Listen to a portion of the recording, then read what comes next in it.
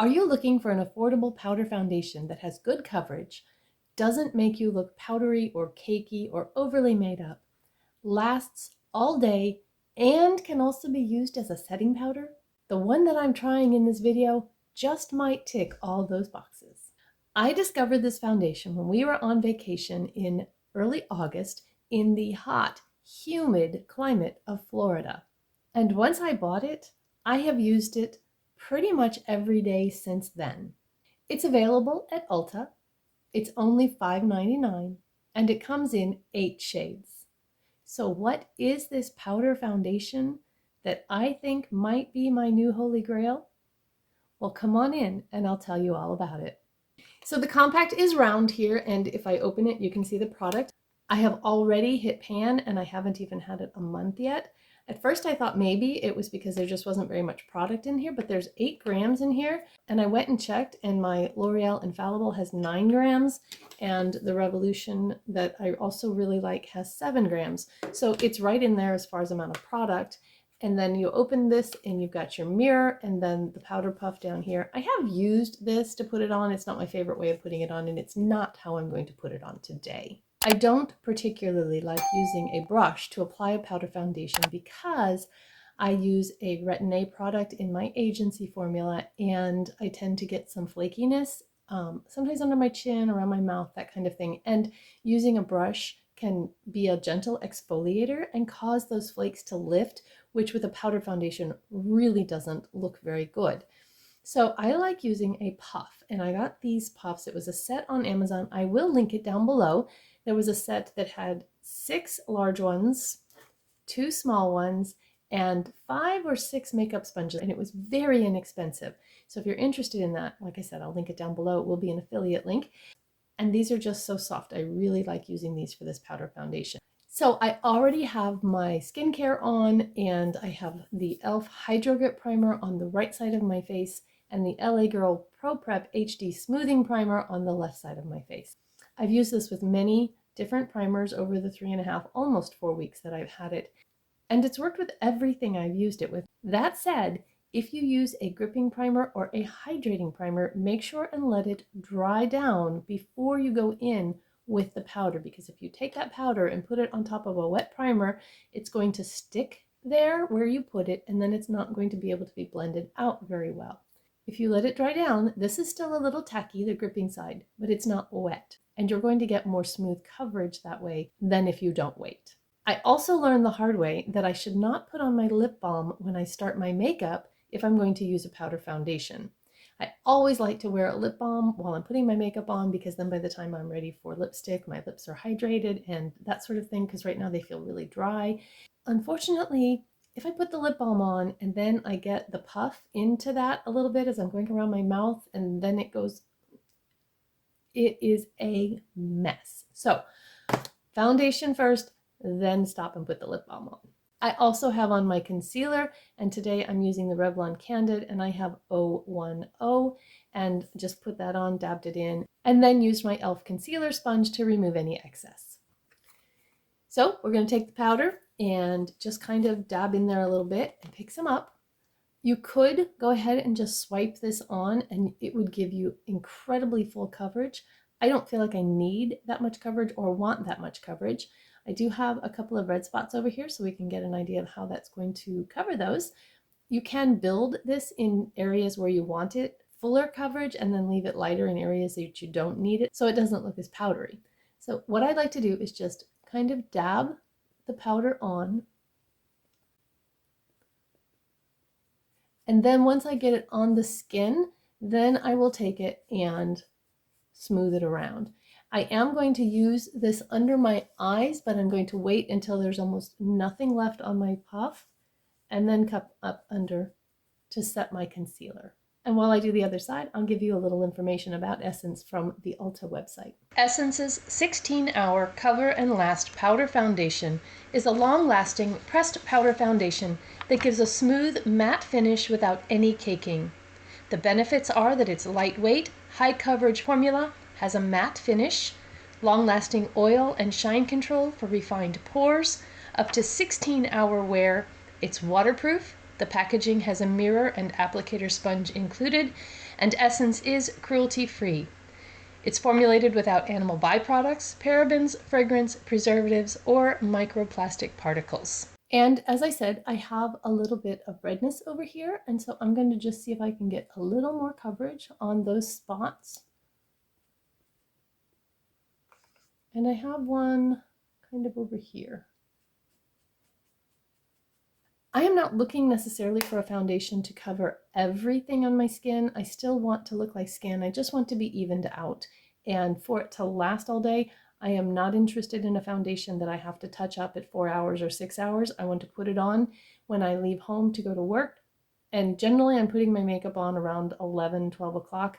And because of rehearsals and such, I'm not often home until 10. It needs to last that whole time. Then, before I put the rest of my makeup on, I like to set my powder foundation. And today I'm going to use the Urban Decay All Nighter. And I have used this. I've used the e.l.f. Microfine Setting Mist. I've used the LA Girl Setting Spray. And it doesn't really matter which one I use. They all wear about the same. And then just kind of tap that in. This just sort of helps meld the powder foundation in with my skin and take that powderiness down just a little bit, allowing a little bit of radiance to show through. So I'm going to come in close so that you can see my skin a little easier. And I really think that it looks nice. It's not settled in my lines here. I think the under eye looks nice and it doesn't look dry and cakey. Now I'm going to go put on the rest of my makeup and I'll be right back. I'm back. I have all of my makeup on, and for this eye look, I've used a couple of different eyeshadow palettes, but it was primarily the Nubian Corals. If you're interested in a tutorial for a look like this, I have done one before, and I will put a link to that down below. I will also have all of the makeup that's on my face listed and linked if possible down below. Not every link will be an affiliate link, but some of them will be. Now, I do want to tell you that if you are going to be taking foundation advice from someone on YouTube, you need to know their skin type to know if it's going to be compatible with you or not. I am 57 years old. I have combination oily skin. I use tretinoin every night on my skin, so sometimes I get a little flaky or a little dry, but for the most part, I am pretty normal skin, oily through the T-zone, and I'm pretty much done with breakouts, although sometimes I will use a product that might break me out. I have been having some trouble with my microphone, so today I am actually filming without it. I'm hoping that the audio will be okay. I figured that this was better than audio that cuts in and out, and I'm not sure if it's the microphone or if it's something with my phone where the microphone plugs in, but I didn't want to use not having a working microphone as an excuse to postpone this video even longer. Little update on what's been going on here. I don't know if you've noticed, but over the past couple of months, I have not been posting as much as I did prior to about the middle of July. As many of you already know, I am involved in our local community theater, and we are currently in rehearsals for Cinderella, and I am one of the directors. I have a co-director, but I'm also costuming Cinderella. And Cinderella has two costumes that must transform from one dress to a fancy dress on stage with no pieces left behind. And that has taken a lot of my time. And so I've been really working to get at least one video up a week, but sometimes I haven't been able to do that. I've also been playing a little bit with shorts because that's something I can do quickly and just get it loaded. Let me know down below. Do you like shorts? Do you watch them? Or are you just all about long form content and just ignore the shorts? I'm not really convinced that shorts are helpful for someone who wants to just do traditional YouTube videos. So anyway, just been playing and experimenting. But let's go and see what this looks like in the natural light. I'm going to come in close so you can see my skin.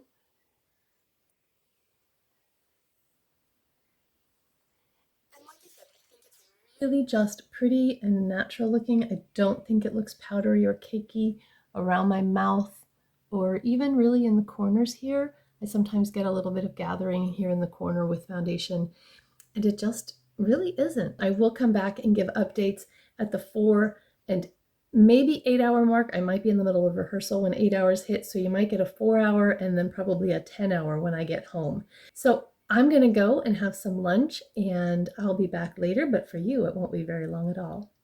It was very cloudy earlier and I didn't think I was going to be able to do the sunshine test, but the sun has come out before I had to leave for work. So here's this foundation in bright sunshine.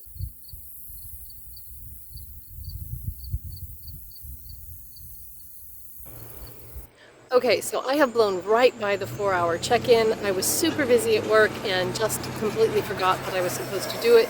It's now been 6.5 hours since I put this makeup on, and I thought I'd just come outside real quick.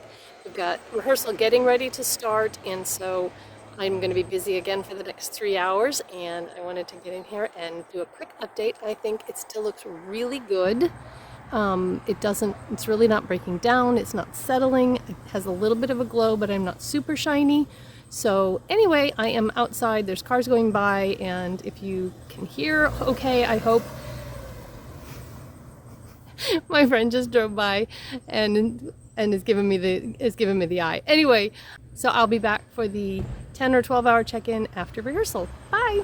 It's the end of the day, and I have now had this makeup on my face for 9.5, almost 10 hours. I have not touched up at all. I haven't touched up anything except my lipstick. I do have just a little bit of flakiness with my mascara in a couple spots, so if you see that, my eyes have been kind of irritated. My right contact is, I don't know what it's doing, but so I've been rubbing my eyes, just kind of like trying to, do this so I don't disturb it too much, but I think my face makeup still looks pretty good. I do think some fall allergies are kind of kicking in. I've had to blow my nose a couple times and I've been a little itchy. So I am a little worn off right around here, if you can see that. But I don't have anything gathered in these creases here. I have a couple of downturned creases on the corners of my mouth, and I often get settling of foundation there.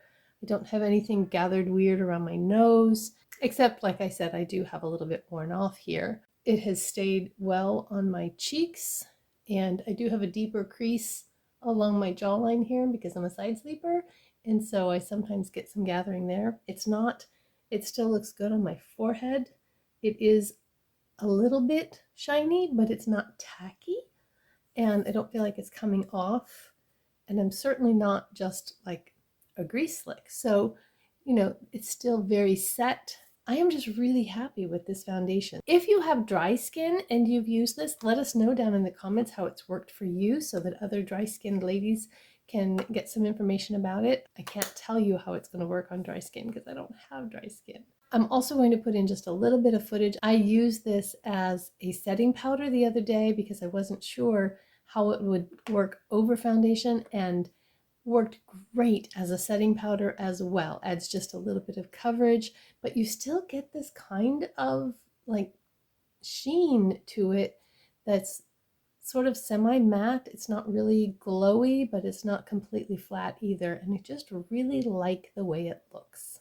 Today I used the Essence Powder Foundation over the CoverGirl Skin Milk Foundation. I was taking my daughter to a farmer's market. She has a small business, and I knew that it was going to be hot and I was going to be sweaty, and so I thought maybe that this needed a little bit of extra help for some staying powder, and I wanted a little more coverage, and so I used this. And I'm amazed at how good my skin looks. It was really hot and I was really sweaty. Now, for some reason my chin was itchy, and so I tried to just kind of do this rather than like full on scratching it.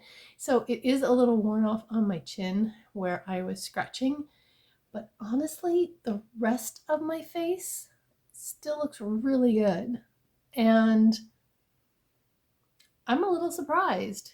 So I thought you might like to know that not only do I like it as a powder foundation, but it does a pretty darn good job as a setting powder too. If you have a powder foundation that you love, that you would like to see me review, put it in the comments down below and I'll see what I can do. I haven't done the L'Oreal Infallible because there are so many videos out there reviewing it, but if you want to see what I think of it, then let me know.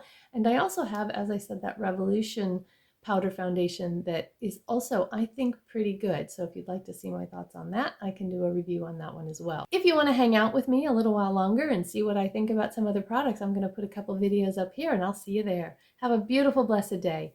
Bye-bye.